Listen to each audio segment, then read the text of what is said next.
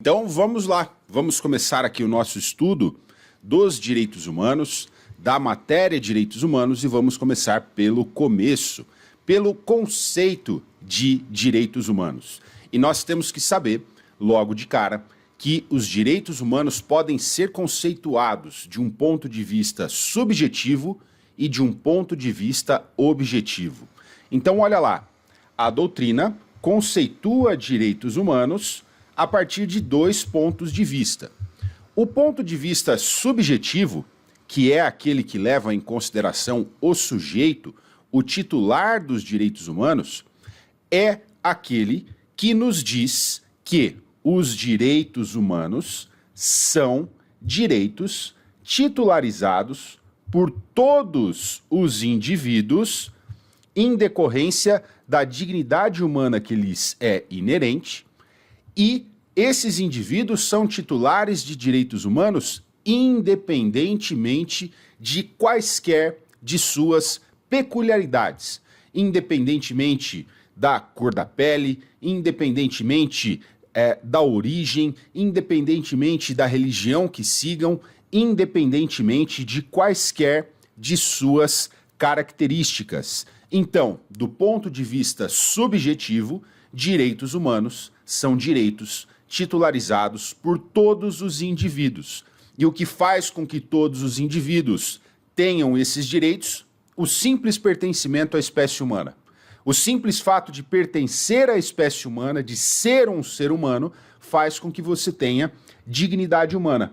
E tendo dignidade humana, você passa a ser titular desses direitos, ok? Então, esse é o conceito de direitos humanos de um ponto de vista subjetivo. Do ponto de vista objetivo, a expressão direitos humanos designa duas coisas diferentes. Vamos lá. A primeira delas é a matéria que nós estamos estudando. Então, direitos humanos, do ponto de vista objetivo, designa a disciplina jurídica a qual cabe o estudo das normas e demais disposições internacionais que prevêem esses direitos. É sinônimo, portanto, do direito internacional dos direitos humanos, que é a disciplina que estamos estudando. Do ponto de vista objetivo, direitos humanos também é sinônimo de ordem objetiva de valores. Isso aqui é bastante interessante. Tudo bem que eu, enquanto ser humano, eu tenho diversos direitos humanos. A gente viu. Esse é o conceito subjetivo de direitos humanos. Mas os direitos humanos, para além de direitos conferidos aos indivíduos, os direitos humanos também são uma ordem de valores. Os direitos humanos tomados por si mesmos, independentemente de quem sejam seus titulares, eles constituem valores e são valores importantíssimos para o funcionamento do Estado, para o funcionamento da sociedade, para as relações entre pessoas, para as relações entre as pessoas e o Estado. Então, os direitos humanos, enquanto ordem objetiva de valores, eles são valores fundamentais que devem reger todas as relações entre indivíduos e as relações entre esses indivíduos e também o Estado, tá? Então, vamos recapitular. Se vier uma questão escrita na sua prova te perguntando qual é o conceito de direitos humanos, ou se você está lá na sua fase oral e o seu examinador te pergunta, candidato, o que se entende por direitos humanos? É muito interessante, para que a sua resposta seja a mais completa possível, que você explique que direitos humanos podem ser conceituados do ponto de vista subjetivo e objetivo. Do ponto de vista subjetivo, os direitos humanos são direitos que são titularizados por todas as pessoas, todos os seres humanos, pelo simples fato de serem seres humanos.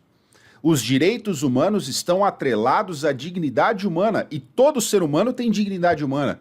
Por isso, todos os seres humanos são titulares de direitos humanos, tá? Então, direitos humanos do ponto de vista subjetivo. Do ponto de vista objetivo, direitos humanos designa em um primeiro momento, a disciplina que nós estamos estudando. Direitos humanos é sinônimo, portanto, de direito internacional dos direitos humanos.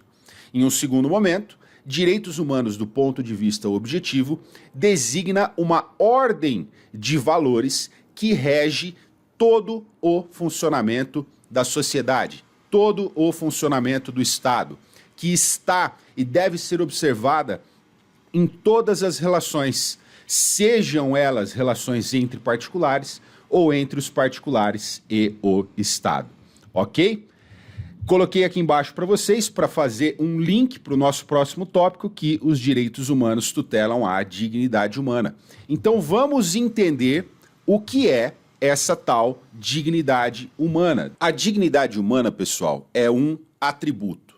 Eu sempre oriento os alunos a entenderem e a responderem, principalmente quando estou orientando os alunos em uma aula destinada, por exemplo, para a fase oral, a responder que a dignidade humana é um atributo intrínseco a todos os seres humanos, ou seja, é alguma coisa que todos os seres humanos têm. Então, olha lá, a dignidade humana é um atributo intrínseco a todos os seres humanos. Você já nasce com isso, tá?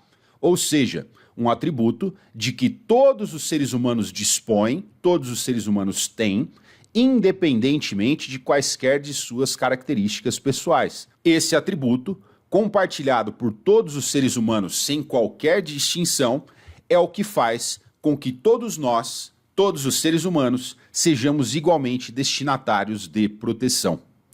A ideia de dignidade humana foi extraída do pensamento do filósofo alemão Immanuel Kant. O Kant, que viveu no século XVIII e que é considerado um dos filósofos, um dos pensadores iluministas, ele teve uma ideia que agora pode parecer simples, mas que foi muito inovadora para a época.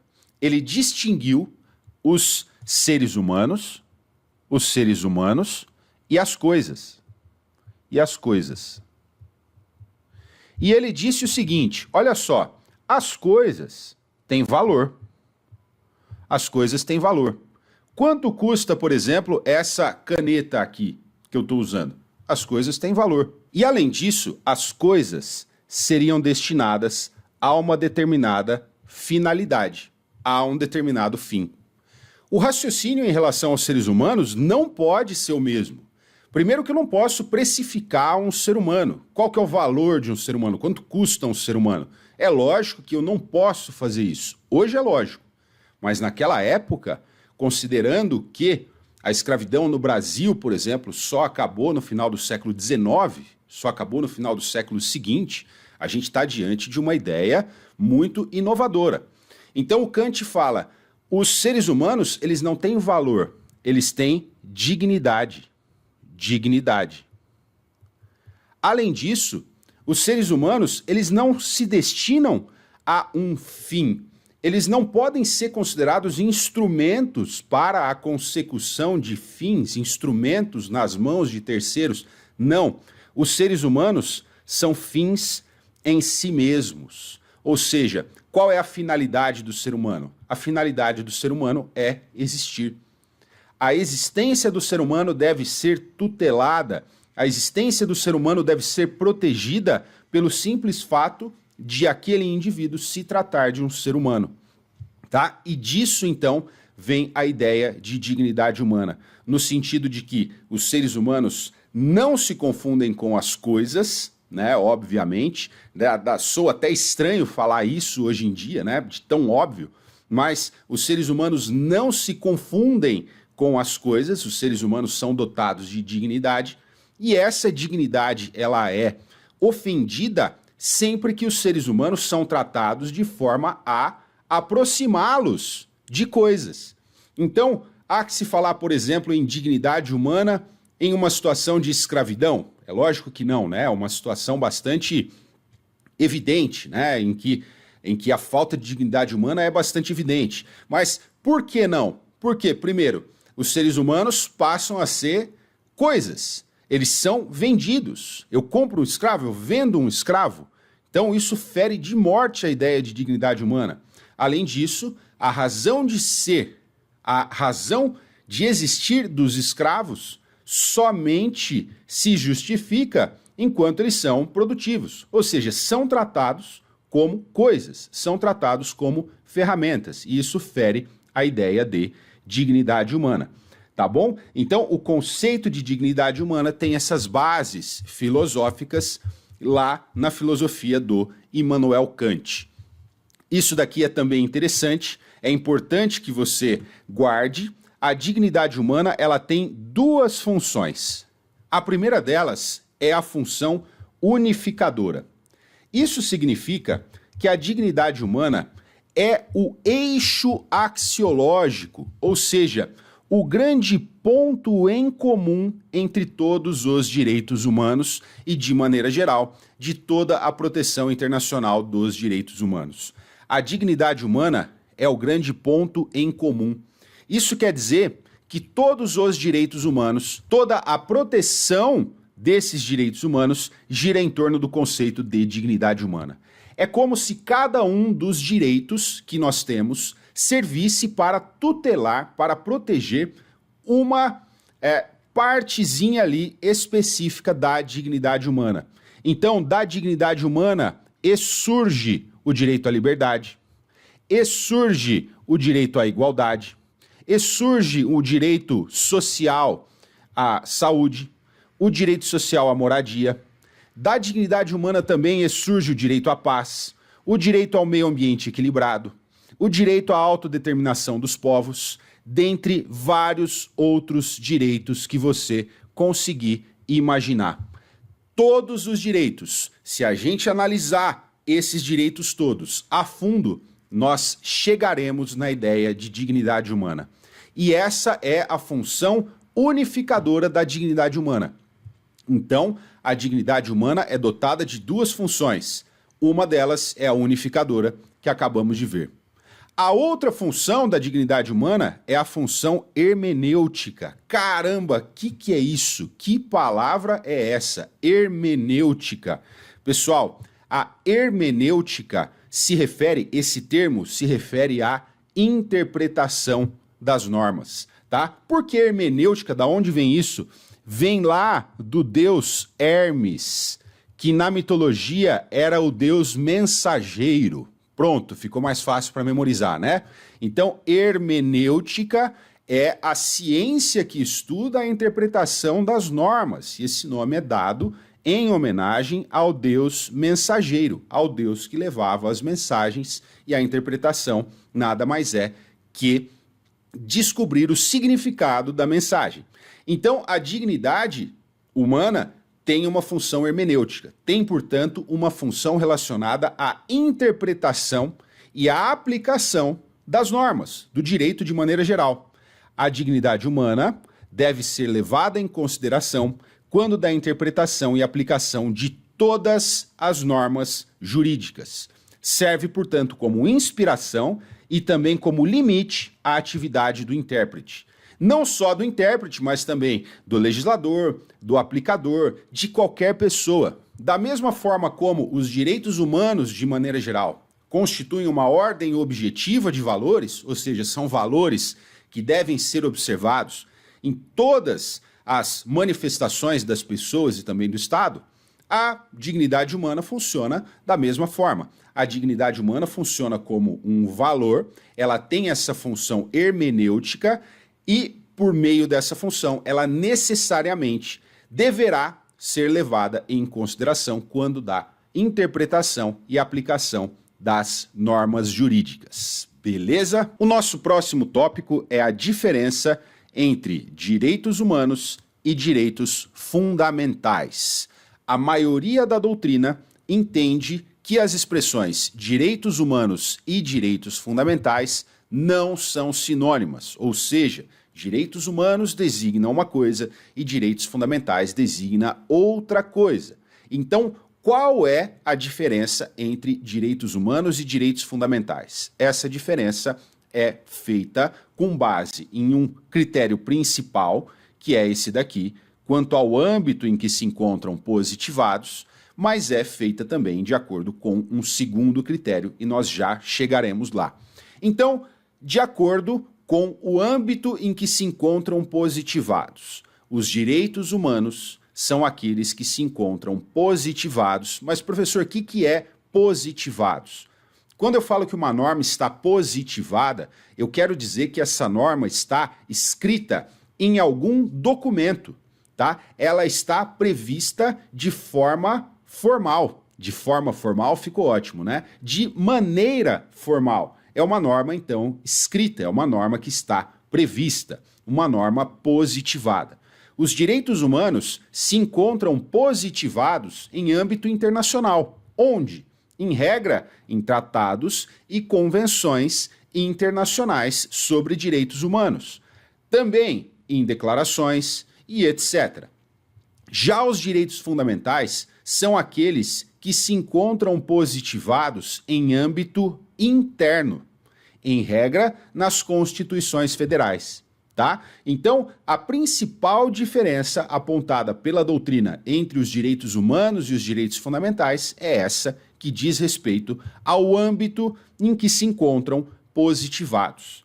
Existem diferenças entre os direitos humanos e os direitos fundamentais do ponto de vista do conteúdo. Aqui é importante que você saiba o seguinte: não existem matérias que são reservadas a ser tratadas por direitos humanos, que devem ser tratadas necessariamente por normas internacionais.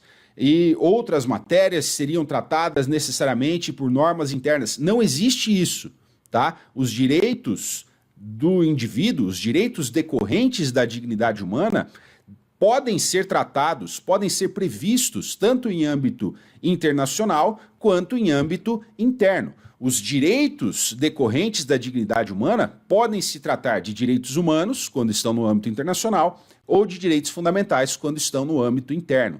Inclusive, é muito comum que um mesmo direito esteja previsto no âmbito internacional, em vários diplomas, inclusive, e no âmbito interno, e não há mal nenhum nisso. Por exemplo, o direito à vida. A nossa Constituição prevê o direito fundamental à vida. O direito à vida está ali previsto logo no caput do artigo 5º da nossa Constituição Federal.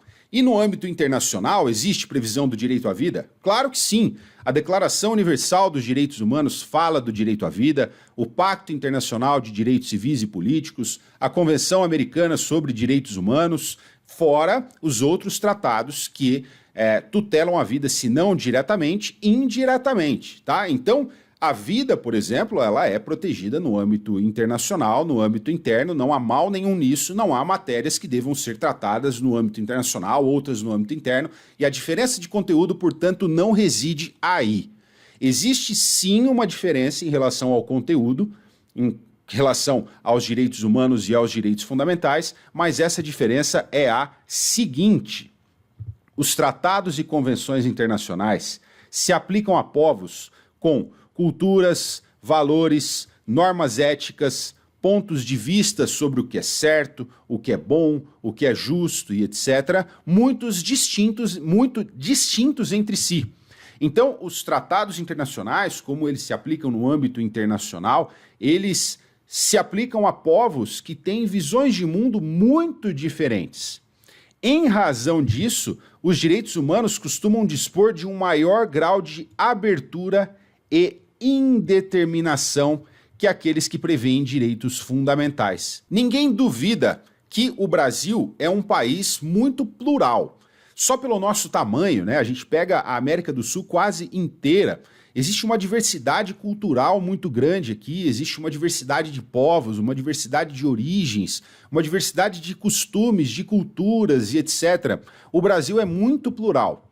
Só que mesmo assim, é mais fácil você falar com todos os brasileiros de uma vez só do que com os povos todos do mundo de uma vez só. Ou mesmo com os povos todos da América de uma vez só. É muito mais fácil que você consiga a aceitação de uma determinada norma sobre direitos fundamentais, no âmbito interno, portanto, do que de uma norma de direitos humanos no âmbito internacional, em que as diferenças são ainda mais gritantes, são ainda mais acentuadas.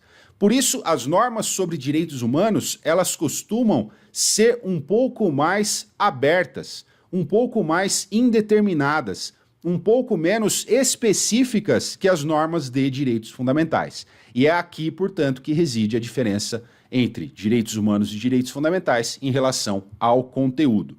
Trouxe aqui um exemplo para deixar isso claro para vocês. O texto constitucional brasileiro incluiu, dentre os direitos fundamentais que prevê, a proibição da pena de morte, salvo em caso de guerra declarada. Tá? A Constituição fala isso. Dentre as penas proibidas, a de morte, salvo em caso de guerra declarada. Quando a Convenção Americana sobre Direitos Humanos, que é o Pacto de São José da Costa Rica, vai tratar da mesma matéria, ela não pode simplesmente colocar lá, é vedada a pena de morte. Os países que adotam atualmente são obrigados a aboli-la. Porque isso faria com que países, estados que têm uma visão diferente daquilo, rejeitassem a convenção toda. Então, a Convenção Americana sobre Direitos Humanos tem que ser menos específica, ela tem que ser um pouco mais indeterminada, ela tem que procurar se aplicar e disciplinar situações diversas que são encontradas nos diversos países da América, que são os países, os estados que ela procura regulamentar. Então, a Convenção Americana sobre Direitos Humanos, o Pacto de São José da Costa Rica, quando vai tratar desse assunto lá no seu artigo 4º, ela não proscreve, ou seja, ela não proíbe a pena de morte de forma taxativa, direta ali. O que ela faz? É lógico que ela é contra a pena de morte, mas ela começa falando o seguinte, olha, os estados que já aboliram a pena de morte ficam proibidos de restabelecer essa pena, tá bom? E tem mais, os países que ainda não aboliram a pena de morte não podem aplicar a pena de morte a menores de 18 anos, não podem aplicar a pena de morte a mulheres grávidas e etc. Então, a convenção, ela prevê normas que humanizam a aplicação da pena de morte e que restringem a aplicação da pena de morte para aqueles países, para aqueles estados em que essa pena de morte ainda é adotada nos casos de crimes comuns aí. E me refiro a crimes comuns para fazer a distinção em relação aos crimes de guerra, porque no Brasil ainda se admite a pena de morte em caso de guerra declarada. Tá bom, pessoal? Então, diferenças entre direitos humanos e direitos fundamentais. A primeira delas e a principal, aquela que você deve ter na sua cabeça aí para responder numa prova escrita, numa prova oral, de qualquer forma, é em relação ao âmbito em que se encontram positivados. Direitos humanos, âmbito internacional. Direitos fundamentais, âmbito interno. Na nossa Constituição, estão positivados na nossa Constituição, nas nossas leis. Mas tem ainda uma segunda diferença em relação ao conteúdo, que é as normas de direitos humanos, como elas devem conciliar interesses muito divergentes, muitas vezes, elas têm que ser um pouco menos específicas, elas têm que ser mais genéricas, elas têm que ser um pouco mais indeterminadas que as normas de direitos fundamentais. Beleza? A gente encerra esse bloco por aqui e a gente se vê no próximo bloco.